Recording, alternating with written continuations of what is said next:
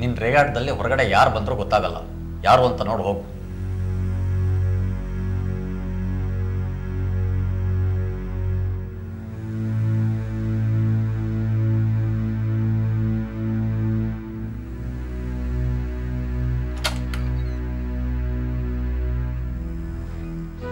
ಓ ಅಣ್ಣ ನೀನಾ? ಯಾರೋ ಅನ್ಕೊಂಬಿಟ್ಟೆ. ಬಾ ಒಳಗೆ. ಏನಮ್ಮ ಜೋರಾಗಿ ಮಾತುಕತೆ ನಡೀತಾ ಇತ್ತು? ಏನು ಭಾವನ ಜೊತೆ ಸಿವಿಲ್ ವಾರ? ಸಂಸಾರ ಅಂದಮೇಲೆ ಇದ್ದಿದ್ದೆ ಬಿಡು. ಇದೇನು ಇಷ್ಟೊಂದು ತರಕಾರಿ ತಂದ್ಬಿಟ್ಟಿದ್ಯಾ? ಏನಿಲ್ಲಮ್ಮ, ನಮ್ಮ ತೋಟದಲ್ಲಿ ಬೆಳೆದಿದ್ದ ತರಕಾರಿ. ತಗೋ ಬಾ ಕೂತ್ಕೋ. ರೀ ಅಣ್ಣ. ಓಹೋ ಜಗನ್ನಾಥ್, ಕಡೆಗೂ ತಂಗಿ ಮನೆಗೆ ಜ್ಞಾಪಕ ಬಂತಾ? ಎಷ್ಟು ದಿವಸ ಆಗಿತ್ತು ನೀವು ಇಲ್ಲಿಗೆ ಬಂದು? ಜಮೀನು ಕಡೆ ಕೆಲಸ ಜಾಸ್ತಿ ಇತ್ತು. ನೀವೇ ಜಮನ ಮಗು ಜೊತೆ ಬರಬಹುದಾಗಿತ್ತು. ಅಲ್ಲ ಕಣೋ, ಹೇಳ್ದೆ ಕೇಳ್ದೆ ಮಠ ಮಧ್ಯಾಹ್ನ ಬಂದಿದ್ಯಲ್ಲ, ಒಂದು ಫೋನಾರು ಮಾಡಬಾರ್ದಾಗಿತ್ತಾ? ಬಿಡಮ್ಮ, ನನಗೇನು ಊರು ಹೊಸದಾ? ನ್ಯಾಷನಲ್ ಸೀಡ್ ಕಾರ್ಪೊರೇಷನಲ್ಲಿ ಸ್ವಲ್ಪ ಕೆಲಸ ಇತ್ತು, ಮುಗಿಸ್ಕೊಂಡು ಹೀಗೆ ಬರ್ತಾ ಇದ್ದೀನಿ. ನೋಡಿದೆ ಜಮುನಾ, ನಿಮ್ಮ ಅಣ್ಣ ಬಂದಿರೋದು ಅವ್ರ ಕೆಲಸಕ್ಕೆ, ನಮ್ಮನ್ನು ನೋಡ್ಕೊಂಡು ಹೋಗೋದಕ್ಕಲ್ಲ. ಸ್ವಾಮಿ ಕಾರ್ಯ ಸ್ವಕಾರ್ಯ ಎರಡೂ ಆಗಬೇಕಲ್ಲ ಭಾವ. ಸೂರ್ಯಕಾಂತಿ ಬೀಜಗಳನ್ನು ಮಾರಿದ ಅಮೌಂಟ್ನ ಕಲೆಕ್ಟ್ ಮಾಡಬೇಕಾಗಿತ್ತು. ಹೇಗೆ ನಡೀತಾ ಇದೆ ವ್ಯವಸಾಯ? ಹೋದ್ಸಲಕ್ಕಿಂತ ಈ ಸರ್ತಿ ಫಸಲ್ ಪರವಾಗಿಲ್ಲ. 30,000 ರೂಪಾಯಿ ಬಂದಿದೆ ಸೀಡ್ ಕಾರ್ಪೊರೇಷನ್ನಿಂದ. ಅದನ್ನು ಕಲೆಕ್ಟ್ ಮಾಡ್ಕೊಳ್ಳೋಕ್ಕೆ ಊರಿಂದ ಊರಿಗೆ ಬರಬೇಕಾಯ್ತು ನೋಡಿ. ಏನಷ್ಟೊಂದು ಅರ್ಜೆಂಟು ದುಡ್ಡಿಗೆ ಇವಾಗ? ಮಳೆ ಬಂದಾಗ ನೀರು ಸೋರ್ತಮ್ಮ ಛಾವಣಿಯಿಂದ. ರೆನೋವೇಷನ್ ಮಾಡಿಸೋಣ ಅಂದ್ಕೊಂಡಿದ್ದೀನಿ ಮನೇನ. ನಮಸ್ಕಾರಮ್ಮ. ಜಗನ್ನಾಥ, ಹೇಗಿದೆಯಾ? ಊರಲ್ಲೆಲ್ಲ ಹೇಗಿದ್ದಾರೆ? ಎಲ್ಲ ಚೆನ್ನಾಗಿದ್ದಾರೆ. ನಿಮ್ಮ ಆರೋಗ್ಯ ಹೇಗಿದೆ? ನೋಡಪ್ಪ, ಇಷ್ಟು ಮಟ್ಟಿಗೆ ಇದ್ದೀನಿ. ಕಾಫಿ ಕೊಡ್ತೀನಿ ಜಗನ್ನಾಥ. ಕಾಫಿ ಗೀಫಿ ಏನು ಬೇಡಮ್ಮ, ತಣ್ಣಗೊಂಡು ಲೋಟ ಮಜ್ಜಿಗೆ ಇದ್ರೆ ಕೊಡು. ಊಟ ಮಾಡಿಕೊಂಡು ಇವತ್ತಿಲ್ಲೇ ಉಳ್ಕೋಬೇಕು. ಬರೀ ಮಜ್ಜಿಗೆ ಕುಟ್ಕೊಂಡು ಹೊರಟ್ಬಿಡ್ಬೇಡ. ನಿಮ್ಮ ಕೈ ಊಟ ತಪ್ಪಿಸ್ಕೊಳಕ್ಕಾಗತ್ತೇನಮ್ಮ? ನೀವು ಹೇಳದೇ ಇದ್ರು ನಾನಿವತ್ತು ಇಲ್ಲೇ ಠಿಕಾಣಿ ಹಾಕ್ತಾ ಇದ್ದೆ. ಅಷ್ಟು ಮಟ್ಟಿಗೆ ವಿಶ್ವಾಸ ಉಳಿಸ್ಕೊಂಡಿದೆಯಲ್ಲ, ಅದೇ ಸಂತೋಷ.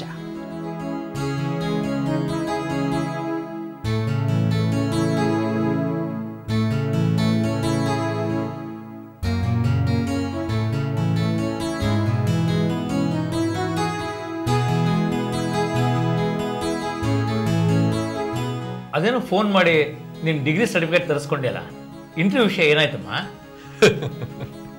ನಿಮ್ಮ ತಂಗಿ ಅವ್ರಿವ್ರ ಮರ್ಜಿ ಹಿಡಿದು ಶಿಫಾರಸು ಮಾಡ್ಸಿರುವಾಗ ಸಿಗದೇ ಇರುತ್ತಾ ಸೀಟು? ಈಗ ನೋಡಿ, ಅಡ್ಮಿಷನ್ಗೆ ಅಂತ 60,000 ರೂಪಾಯಿ ರೆಡಿ ಇಟ್ಕೋಬೇಕು. ಏನು ಬಾವ, 60,000ದಲ್ಲಿ ಮದುವೆನೇ ಮಾಡ್ಬೋದಲ್ಲ ಸಿಂಪಲ್ ಆಗಿ? ಹೇಳಿಯಪ್ಪ ನಿಮ್ಮ ತಂಗಿಗೆ, ಅದೇ ಸ್ಕೂಲ್ ಆಗಬೇಕು ಅಂತ ಹಠ ಹಿಡಿದು ಕೂತಿದ್ದಾಳೆ. ನಾನೇನೋ ಸೀರೆ ಒಡವೆ ಕೇಳ್ತಿರೋ ಹಾಗೆ ನಮ್ಮ ಅಣ್ಣನ ಹತ್ರ ಚಾಡಿ ಹೇಳ್ತಾ ಇದ್ದೀರಲ್ಲ. ಏನಮ್ಮ ನೀನು, ಭಾವ ಏನೋ ತಮಾಷೆಗಂದರೆ ಅದನ್ನೇ ಸೀರಿಯಸ್ ಆಗಿ ತೊಗೊಂಡಿದೆಯಲ್ಲ. ಸಾಲ ಸೋಲ ಮಾಡಿ ಎಷ್ಟೋ ತಂದೆ ತಾಯಿಗಳು ಮಕ್ಕಳನ್ನ ಓದಿಸ್ತಾರೆ. ಇರೋ ಒಬ್ಬ ಮಗನಿಗೆ ಇಷ್ಟು ಮಾಡದೇ ಇದ್ರೆ ಹೇಗೆ? ಸಾಲ ತಗೊಂಡಿದ್ದೀನಲ್ಲ ಆಗಲೇ PF ಮೇಲೆ, ಇನ್ನೆಲ್ಲಿಂದ ಮಾಡಲಿ? ನಿಮ್ಮ ಫ್ರೆಂಡ್ಸು ಕಲೀಗ್ಸ್ ಹತ್ರ ಕೇಳ್ಬೋದಾಗಿತ್ತಲ್ವಾ ನೀವು? ನಮಗೋಸ್ಕರ ರೆಡಿ ಕ್ಯಾಶ್ ಇಟ್ಕೊಂಡು ಯಾರು ಕಾದಿರ್ತಾರೆ ಹೇಳು? ಈಗ ನಾನು ಫ್ರೆಂಡ್ಸ್ ಹತ್ರ ಸಾಲ ಕೇಳಿದ್ರು ಅವರು ದುಡ್ಡು ಹೊಂದಿಸ್ಕೊಳ್ಳೋ ಅಷ್ಟೊತ್ತಿಗೆ ಫೀಸ್ ಕಟ್ಟೋದಕ್ಕೆ ಲಾಸ್ಟ್ ಡೇಟ್ ಆಗೋಗಿರುತ್ತೆ.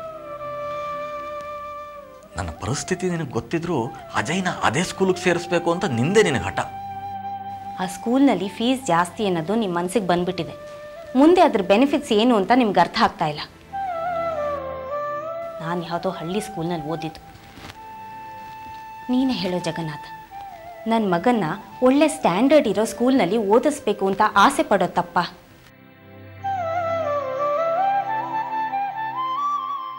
ನನ್ನ ಆಸೆಗೆ ಬೆಲೆ ಕೊಡಬಾರ್ದು ಅಂತ ನಿಮ್ಮ ಭಾವನ ಮನಸ್ಸಿನಲ್ಲಿದ್ದರೆ ಹೇಳಿಬಿಡ್ಲಿ ನೇರವಾಗಿ. ಛೇ, ನಮ್ಮಿಬ್ಬರು ಜಗಳದಲ್ಲಿ ಇವ್ರನ್ನ ಯಾಕೆ ಇನ್ವಾಲ್ವ್ ಮಾಡ್ಕೋತಾ ಇದೆಯಾ?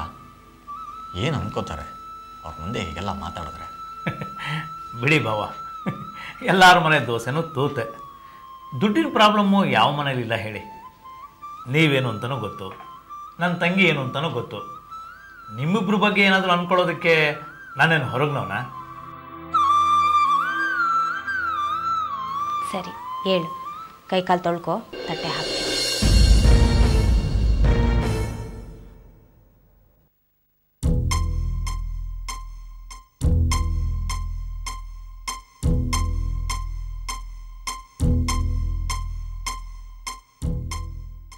ಲುಕ್ ಅಟ್ ದಿಸ್ ಐಸೈ, ಫ್ರಂಟ್ ಪೇಜ್ನಲ್ಲಿ ಇಷ್ಟು ದೊಡ್ಡ ರೈಟ್ ಅಪ್ಪು ನಿಮ್ಮ ಬಗ್ಗೆ, ಅದು ನನ್ನ ನರ್ಸಿಂಗ್ ಹೋಮ್ ಹೆಸರು ಉಪಯೋಗಿಸ್ಕೊಂಡು. ಏನ್ರಿ ಇದೆಲ್ಲ? ವಾಟ್ ಇಸ್ ದಿಸ್ ಐಸೈ? ಸರ್, ನನಗೂ ಏನೂ ಗೊತ್ತಿಲ್ಲ ಸರ್. ಆರ್ಟಿಕಲ್ ಪಬ್ಲಿಷ್ ಆದಮೇಲೆ ನನಗೂ ಗೊತ್ತಾಗಿರೋದು. ರೀ, ಕಿವಿ ಮೇಲೆ ಹೂ ಬಿಡೋಕೆ ಬರಬೇಡ್ರಿ. ಹೇಗ್ರಿ ಸಾಧ್ಯ ಇದೆಲ್ಲ ನಿಮಗೆ ಗೊತ್ತಿಲ್ಲದೆ? ನೀವು ಹೇಳೋ ಸುಳ್ಳು ಕತೆ ನಂಬೋದಕ್ಕೆ ನನ್ನ ಮೂರ್ಖ ಅನ್ಕೊಂಡಿದ್ದೀರಾ?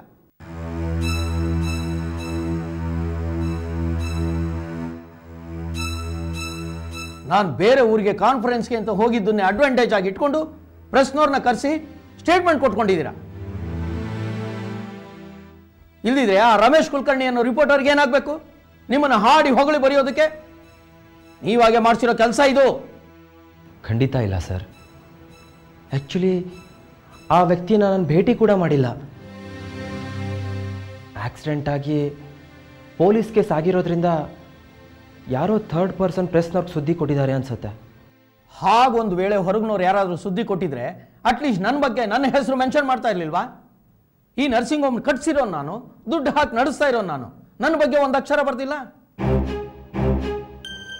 ನನ್ನ ಅಸಿಸ್ಟೆಂಟ್ ಅಂತ ಹೈಲೈಟ್ ಮಾಡಿ ನಿಮ್ಮ ಬಗ್ಗೆ ಸುಮ್ಮನೆ ಬರೆಯೋದಕ್ಕೆ ಯಾರಿಗ್ರಿ ಏನ್ರಿ ಗ್ರಹಚಾರ? ನಿಮ್ಮ ಕೈವಾಡ ಇಲ್ಲದೆ ನಡೀತಾ ಇದೆಯಲ್ಲ? ಸರ್ ಪ್ಲೀಸ್ ಬಿಲೀವ್ ಮೀ, ನನಗೂ ಅದಕ್ಕೂ ಯಾವ ಸಂಬಂಧನೂ ಇಲ್ಲ. ಒಂದು ವೇಳೆ ಪ್ರೆಸ್ನವರು ನನ್ನ ಹತ್ರ ಬಂದಿದ್ರೆ ನಾನು ಖಂಡಿತ ನಿಮ್ಮ ಹೆಸರು ಹೇಳ್ತಾ ಇದ್ದೆ. ಬೇಕಾಗಿಲ್ಲ ರೀ ನನಗಂತ ಚೀಪ್ ಪಬ್ಲಿಸಿಟಿ. ಏನೋ ದೊಡ್ಡ ಔದಾರ್ಯ ತೋರಿಸೋರ್ ಥರ ನೀವು ನನ್ನ ಬಗ್ಗೆ ಕೊಡೋ ಸ್ಟೇಟ್ಮೆಂಟಿಂದ ನಾನು ಉದ್ಧಾರ ಆಗಬೇಕಾದಿಲ್ಲ. I know my capacity. Sir please, ನೀವು ನನ್ನನ್ನು ತಪ್ಪು ತಿಳ್ಕೊಂಡು ಮತ್ತೆ ಸರಿಯಾದ ಕೆಲಸ ಏನ್ರಿ ಮಾಡಿದ್ದೀರಾ ನೀವು? ಇಲ್ಲಿಗೆ ಬರೋ ಪೇಷಂಟ್ಗಳಿಗೆಲ್ಲ ಫ್ರೀಯಾಗಿ ಟ್ರೀಟ್ಮೆಂಟ್ ಕೊಟ್ಟು ನೀವು ದೊಡ್ಡ ಹೀರೋ ಅನ್ನಿಸ್ಕೊಳ್ಳೋಕ್ಕೆ ನಾನೇನು ಇಲ್ಲಿ ಚಾರಿಟಿ ಇನ್ಸ್ಟಿಟ್ಯೂಷನ್ ನಡೆಸ್ತಾ ಇದ್ದೀನಿ ಅಂದ್ಕೊಂಡಿದ್ದೀರಾ? ನೋಡಿದ್ದೀರಾ ಆ ಪೇಷಂಟ್ ಎಕನಾಮಿಕ್ ಸ್ಟೇಟಸ್ ಹೇಗಿದೆ ಅಂತ? ಅನಾಥ, ಕೆಲಸ ಇಲ್ಲದೆ ಇರೋನು, 100 ರೂಪಾಯಿ ಕೊಡೋಕ್ಕೂ ಸಾಲ ಮಾಡಿ ತೊಗೊಂಬರ್ಬೇಕು ಅವನು. ಅಂಥವನಿಂದ ಹೇಗೆ ಬಿಲ್ ವಸೂಲಿ ಮಾಡಬೇಕು ಅಂತ ನಾನು ತಲೆ ಕೆಡಿಸ್ಕೊಂಡಿದ್ರೆ ನೀವು ಅದನ್ನೇ ಪಬ್ಲಿಸಿಟಿ ತಗೊಳ್ಳೋದಕ್ಕೆ ಉಪಯೋಗಿಸ್ಕೊಳ್ತಾ ಇದ್ದೀರಾ. ಇದನ್ನು ಎಥಿಕ್ಸ್ ಅಂತೀರಾ? ಮೆಡಿಕಲ್ ಪ್ರೊಫೆಷನ್ಗೆ ಅವಮಾನ ಮಾಡ್ತಾ ಇದ್ದೀರಾ ನೀವು.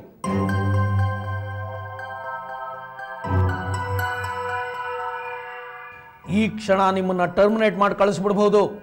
ಆದರೆ ನಿಮ್ಮ ತಪ್ಪಿನಿಂದ ನಿಮ್ಮ ಫ್ಯಾಮಿಲಿ ಮೆಂಬರ್ ಸಫರ್ ಆಗೋದು ನನಗಿಷ್ಟ ಇಲ್ಲ. ನನಗೂ ಹ್ಯುಮ್ಯಾನಿಟಿ ಇದೆ ರೀ, ಆದರೆ ಬಣ್ಣದ ಪ್ರಚಾರ ತಗೊಳಕ್ಕೆ ಇಷ್ಟ ಇಲ್ಲ ಅಷ್ಟೇ.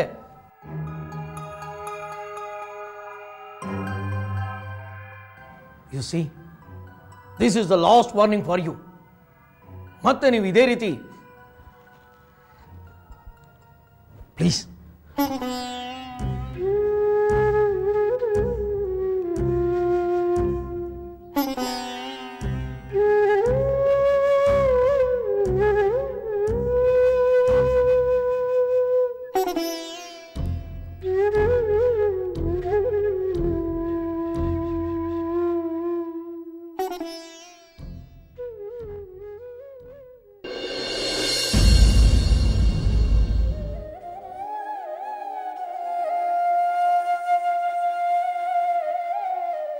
ಯಾಕಣ್ಣ ಊಟಕ್ಕೆ ಕರೆದ್ರೆ ಬರದೆ ಇಲ್ಲಿ ಬಂದು ಕೂತಿದ್ಯಾ? ನೀವೆಲ್ಲ ಊಟ ಮಾಡಿ, ನನಗೆ ಹಸಿವಿಲ್ಲ. ಯಾಕಣ್ಣ ಏನಾಯಿತು? ಹಾಸ್ಪಿಟಲಿಂದ ಬಂದವನು ಸಂಜೆಯಿಂದ ಸಪ್ಪಗಿದೆಯಾ? ತುಂಬ ಸ್ಟ್ರೈನ್ ಆಗಿದೆಯಾ? ಹಾಗೇನಿಲ್ಲಮ್ಮ. ಮತ್ತ್ಯಾಕೆ ಮುಖ ಸಣ್ಣದು ಮಾಡ್ಕೊಂಡು ಕೂತಿದ್ಯಾ? ಬಾ ಊಟಕ್ಕೆ. ವೈದೇಹಿ, ಒಂದ್ಸಲ ಹೇಳಿದ್ರೆ ಅರ್ಥ ಆಗಲ್ವಾ? ಬೇಕು ಅನ್ಸಿದ್ರೆ ಬಂದು ಊಟ ಮಾಡ್ತೀನಿ.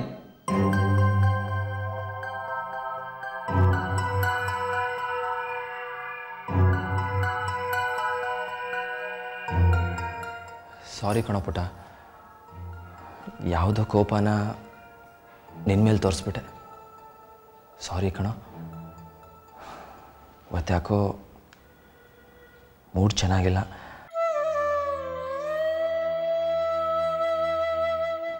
ನೀವೆಲ್ಲ ಊಟ ಮಾಡಿ, ನನಗೆ ಹಸಿವಿಲ್ಲ.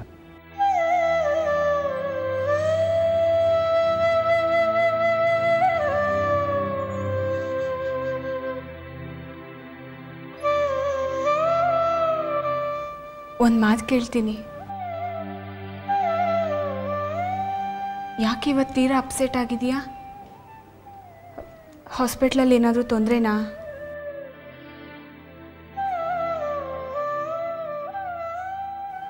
ಯಾಕಣ್ಣ, ನಮ್ಮ ಹತ್ರ ಹೇಳಬಾರ್ದು ಅಂತನಾ?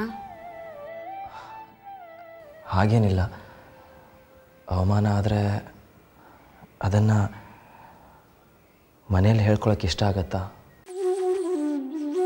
ಈಗ ಯಾರು ನಿನ್ಗೆ ಅವಮಾನ ಮಾಡಿರೋದು? ಅಂಥದ್ದು ನೀನೇನು ಮಾಡಿದೆ? ನಾನೇನು ಮಾಡಿದೆ? ಅದೇ ನಾನು ಕೇಳ್ಕೊಳ್ತಾ ಇರೋ ಪ್ರಶ್ನೆ.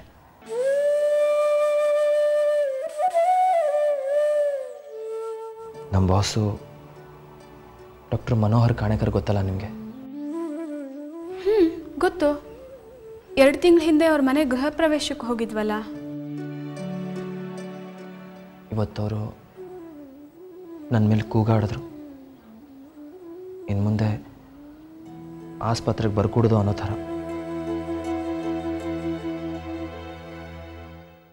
ಯಾಕೆ? ಏನಾಯಿತು? ಪೇಪರಲ್ಲಿ ರಮೇಶ್ ಕುಲಕರ್ಣಿ ಅನ್ನೋರು ನನ್ನ ಬಗ್ಗೆ ಹೊಗಳ್ಬಿಟ್ಟು ಬರೆದಿದ್ರು ನೋಡು, ಆ ಮಂಜುನಾಥ್ ಆಕ್ಸಿಡೆಂಟ್ ಕೇಸ್ ಬಗ್ಗೆ. ಹಾಂ ಹೌದು, ಓದ್ಬಿಟ್ಟು ನಾನು ನಿನಗೆ ಫೋನ್ ಮಾಡಿ ಹೇಳಿದ್ನಲ್ಲ.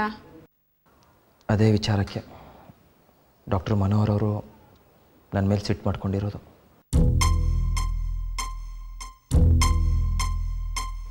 ಅದಕ್ಕೆ ಯಾಕೆ ಕೋಪ ಮಾಡ್ಕೋಬೇಕು? ಹೆಮ್ಮೆ ಪಡಬೇಕಲ್ವಾ? ಅವ್ರ ಹಾಸ್ಪಿಟ್ಲ್ ಬಗ್ಗೆ, ಅಲ್ಲಿರೋ ಡಾಕ್ಟ್ರುಗಳ ಬಗ್ಗೆ ಪತ್ರಿಕೆಯಲ್ಲಿ 4 ಒಳ್ಳೆ ಮಾತು ಬರೆದ್ರೆ ಅವ್ರ ಹಾಸ್ಪಿಟ್ಲಿಗೆ ತಾನೇ ಒಳ್ಳೆಯದು. ಆಕ್ಸಿಡೆಂಟ್ ಆಗಿ ಆಗಲೋ ಈಗಲೋ ಅಂತ ಇದೊಂದು ಜೀವ ಉಳಿಸಿ ಒಳ್ಳೆ ಕೆಲಸ ಮಾಡಿದ್ಯಾ. ಅದಕ್ಕೆ ಯಾಕೆ ನಿನ್ನ ಮೇಲೆ ಕೋಪ ಮಾಡ್ಕೋಬೇಕು?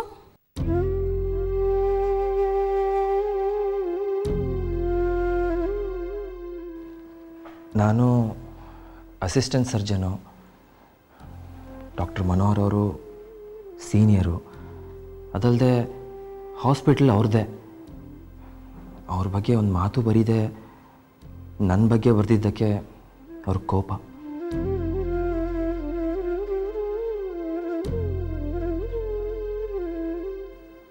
ಮಂಜುನಾಥ್ಗೆ ಆಪ್ರೇಷನ್ ಮಾಡಿದವನು ನಾನು, ಮನೋಹರ್ ಅವರಲ್ಲ ಅಂತ ನನ್ನನ್ನು ಹೈಲೈಟ್ ಮಾಡಿ ಹೊಗಳಿ ಬರೆದಿದ್ದಾರೆ. ಮನೋಹರ್ ಅವರು ದುಡ್ಡಿನ ಮುಖ ನೋಡಿ ಟ್ರೀಟ್ಮೆಂಟ್ ಕೊಡ್ತಾರೆ ಅನ್ನೋ ಥರದಲ್ಲೂ ಬರೆದುಬಿಟ್ಟಿದ್ದಾರೆ. ಅದಕ್ಕೆ ಇವತ್ತು ನನ್ನನ್ನು ಕರೆದು ಬೈದರು. ಈ ಹಾಸ್ಪಿಟಲ್ಗೆ ನೀವು ಅಸಿಸ್ಟೆಂಟ್ ಸರ್ಜನ್, ಯಜಮಾನ್ರಲ್ಲ, ಹೀಗೆ ಮುಂದುವರೆದ್ರೆ ಕೆಲಸ ಕಳ್ಕೊತೀರಾ ಅಂತ.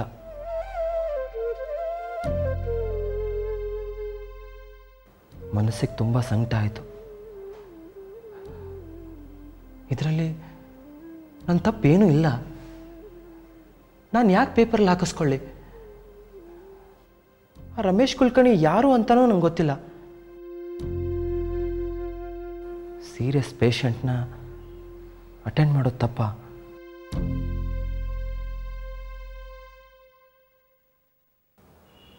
ನೋಡು, ನೀನು ಏನೂ ತಪ್ಪು ಮಾಡಿಲ್ಲ. ನಿನ್ನ ಕರ್ತವ್ಯ ನೀನು ಮಾಡಿದ್ಯಾ. ಡಾಕ್ಟ್ರು ಅಂದರೆ ಜೀವ ಉಳಿಸೋರು. ಅದಕ್ಕೆ ತಕ್ಕ ಹಾಗೆ ನೀನು ನಡ್ಕೊಂಡಿದ್ಯಾ. ಅವ್ರು ಅಂದಿದ್ದಕ್ಕೆ ತಲೆ ಕೆಡಿಸ್ಕೋಬೇಕಾ? ಹೊಟ್ಟೆ ಊರಿಗೆ ನೀನನ್ನು ಬೈತಿದ್ದಾರೆ. ಇಷ್ಟಕ್ಕೆಲ್ಲ ನೀನು ಸಂಕಟ ಪಡಬಾರ್ದು. ಧರ್ಮಕ್ಕೆ ತಕ್ಕಂಗೆ ನಡ್ಕೊಂಡ್ರು ಬೈದು ಅವಮಾನ ಮಾಡ್ತಾರೆ. ಅದೇ ಸಂಕಟ.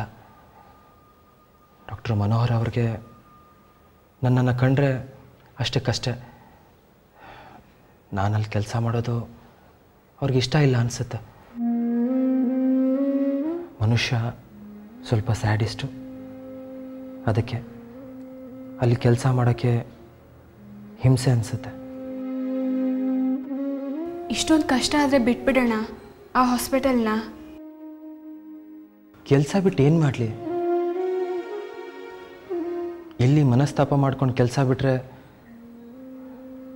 ಬೇರೆ ಕಡೆ ಬೇಗ ಕೆಲಸ ಸಿಗಬೇಕಲ್ಲ. ನಾನೇನು ತಪ್ಪು ಮಾಡದೇ ಇದ್ರೂ ಅವ್ರು ಅಷ್ಟೊಂದು ಬೈತಿದ್ದಾಗ ತುಂಬ ಸಿಟ್ಟು ಬಂತು. ಆದರೂ ಸುಮ್ಮನೆ ಇದ್ದೆ. ಜವಾಬ್ದಾರಿ ಇವತ್ತು ನನ್ನನ್ನು ಅವಮಾನ ನುಂಗ್ಕೊಳ್ಳೋ ಹಾಗೆ ಮಾಡಿಬಿಡ್ತು.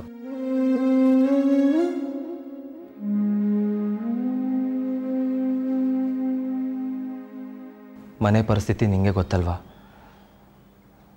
ವಯಸ್ಸಾಗಿರೋ ಅಜ್ಜಿ ಇದ್ದಾಳೆ, ಅಜ್ಜಿಗೆ ಹುಷಾರು ಬೇರೆ ಇಲ್ಲ.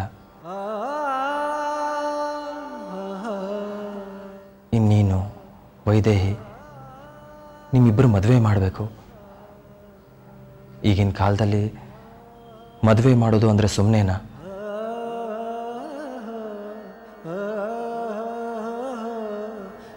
ನಾನು MBBS ಓದೋದಕ್ಕೆ ಅಪ್ಪ ಈ ಮನೆ ಪತ್ರ ಅಡ ಇಟ್ಟು ಸಾಲ ತಗೊಂಡು ನನ್ನ MBBS ಮಾಡೋ ಹಾಗೆ ಮಾಡಿದ್ರು. ಈಗ ಅಪ್ಪ ಹೋದ್ಮೇಲೆ ಆ ಸಾಲ ತೀರಿಸೋ ಜವಾಬ್ದಾರಿ ನಂದಲ್ವಾ? ಅದರ ಸಾಲನೇ ಇನ್ನೂ ತೀರಿಸಿಲ್ಲ. ತಿಂಗಳಿಗೆ 3,500 ಬಡ್ಡಿಗೆ ಹೋಗುತ್ತೆ. ಇಲ್ಲಿ ಕೆಲಸ ಬಿಟ್ಟ ಮೇಲೆ ಬೇರೆ ಕಡೆಗೆ ಬೇಗ ಕೆಲಸ ಸಿಗುತ್ತೆ ಅಂತ ಏನು ಗ್ಯಾರಂಟಿ? ನನಗೆ ಎಕ್ಸ್ಪೀರಿಯನ್ಸ್ ಕಮ್ಮಿ. ಅದಕ್ಕೆ ಎಷ್ಟೇ ಕಷ್ಟ ಆದರೂ ಅಲ್ಲೇ ಕೆಲಸ ಮುಂದುವರಿಸಬೇಕು.